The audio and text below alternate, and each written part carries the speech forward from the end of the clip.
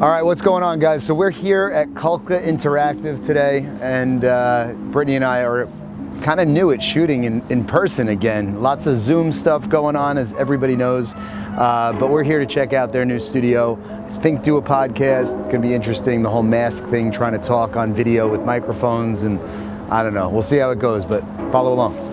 Did you catch that? My price still going up like NASDAQ. We send shots, make them duck like Affleck. All this fake news, can we bring the facts back? Never backtrack, still on the up and up. And nobody catching up to us. Every time we double down, then we double up. So if we keep winning, can you really call it luck?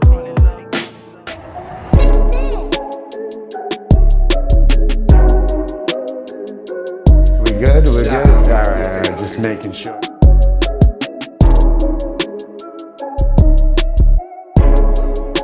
Look at this.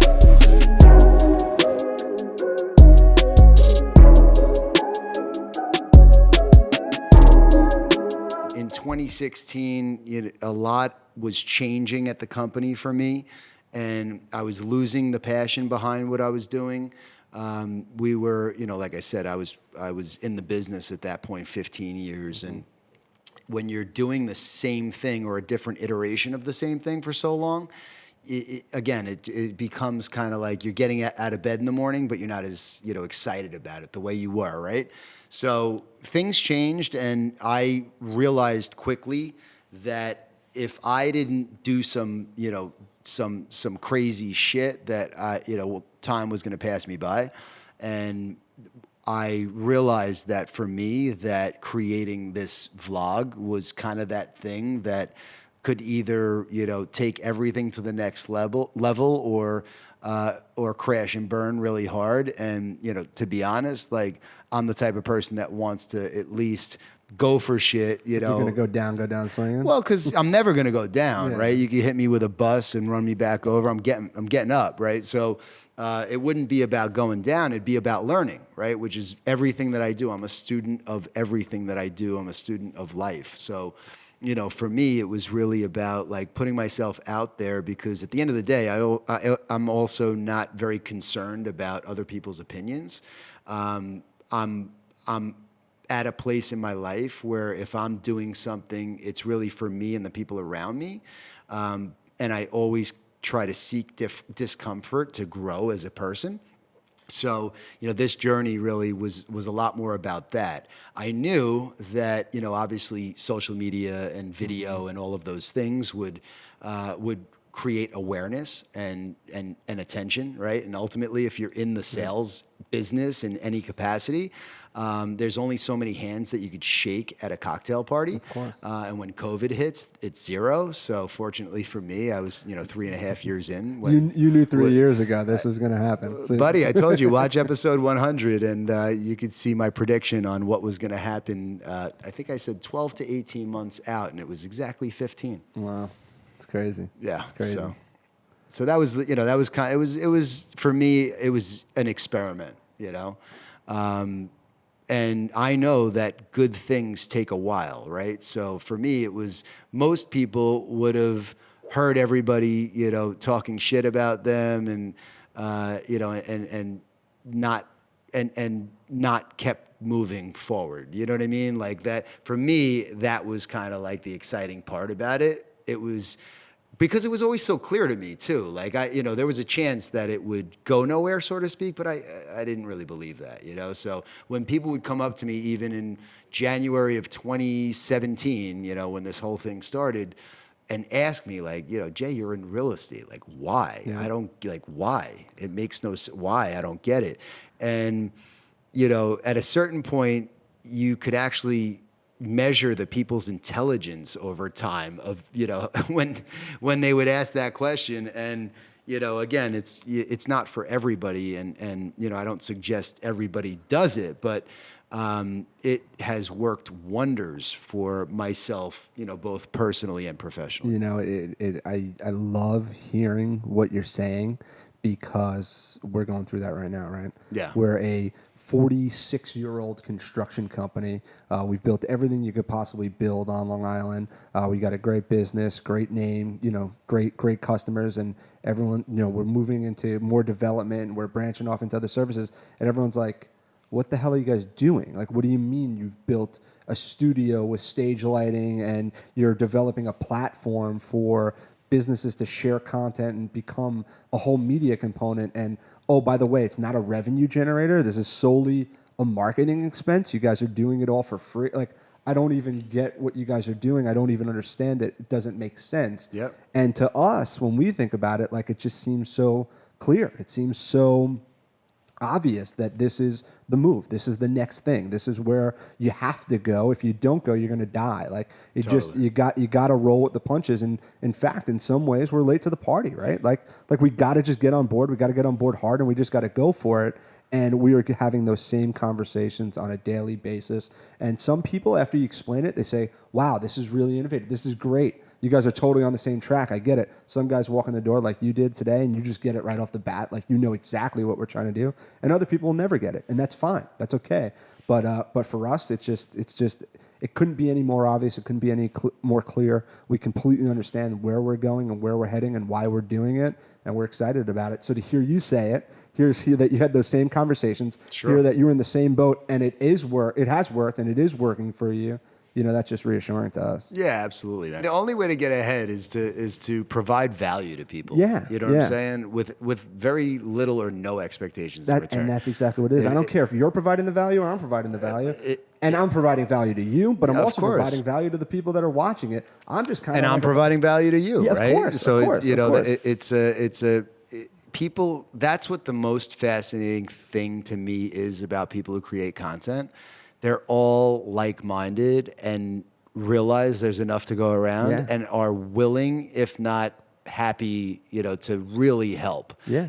Like, everybody wants to help each other, and that's rare, especially in brokerage. I mean, where I am, right? Yeah. So speaking Wow. about Digital Army, like, we're on a call with a whole bunch of brokers across the country, and we're all helping each other and sharing tips. And, I got to a place where I just don't see anybody as competition, but then again, I'm too focused on my own grass to care whether or not somebody else's grass is greener than mine. Right. Yeah. So it's a mentality, I think not everybody moves that way, which is what makes the world go round. Yeah. But the people who do, it's nice to be in the company of them because, it's a good vibe, man. And it's funny that you say that people that are creating content are typical. I find that the people that are in here, the people that get it, the people that are doing it elsewhere, those are the guys that really understand the power of collaborating and the power of kind of leveraging each other's network for the better good of everyone.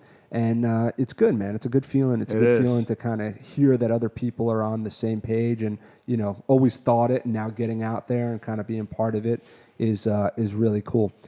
Question for you. Yes, sir. Brokerage side. Yes. What does the next 20 years look like? Because I could tell you that from a consumer standpoint, someone who calls brokers and someone who has to deal with them on properties, nothing drives me more insane than calling a broker on a property that I want to buy and not getting a call back, or not getting the information you want, or even worse, I actually think this is worse. They answer the phone and they say, "I don't know anything about that property. I'll have somebody get back to you," and not hearing from those people for 2 days. Like, I feel like it's an extremely underserved market. What does the next 20 years look like? Who's going to knock it out of the park, and what are they going to do differently? Let's unpack what you said. You said a lot. And, there's a lot of issues and challenges with the brokerage business. The traditional brokerage model, I think, is broken in a lot of ways. Yep. And there's so many reasons why, and not to digress and get into that. That's like a subject we could have a whole hour show on. But, I think that, and I've thought for a long time, that the entire business is going to change and drastically, especially now. I mean, I've said that for a long time, pre-COVID, right? So, I've been really, when you ask me why I created the vlog and why I started doing what I what I do. I mean, just go to the name of my vlog. It's called Future Proof, right? So, you know, I looked at this is a sure way to not only, I'm not just future-proofing my business, I'm future-proofing Jayson Siano, right? Because, you know, for me, I am constantly growing as a person, and that affects everything that I do, right? If I was being honest, I might say that Sabre is bigger than I ever anticipated it to be, and I've scratched that itch, right? So who knows where I'll be in 5 years, 10 years, 15, 20 years, right? So, you know, I see so much opportunity, dude, and I'm like I said, I'm a student of the game. To answer your question more directly, the mediocre brokers are a pandemic, and they will be removed entirely from this industry, because if you're not providing, you know, what I do is an art and a science, and we at Sabre do it so well. We marry the art and the science so well with data and tech and every piece of information that we could possibly use to help inform a client and ultimately make a decision as a team. We don't call ourselves brokers. I'm not a broker. That's a curse word to me. I hate the word because to me it's used car salesman. So we're advisors, right? The same way that a financial advisor is, right? I've made so many people so much money. I've grown so many companies from one unit to thousands over the last 19 years that, you know, I'm not chucking space. I do not put a square peg in a round hole to earn a fee. That's what a broker does, and that's going to go away. Once you start to use technology more and innovate, the role is going to change drastically, and you're only going to be needed in the event you're adding extreme value. And you're not going to be able to hide. Either you do or you don't, right? It's the people who, when the going got tough during COVID, sat on their couch and ate Cocoa Puffs, you're out of business, right? I was in my office every day creating new shows, right? Creating At Home with Our Homies, you know, thinking about how things are going to be different as a result of everything that's happening.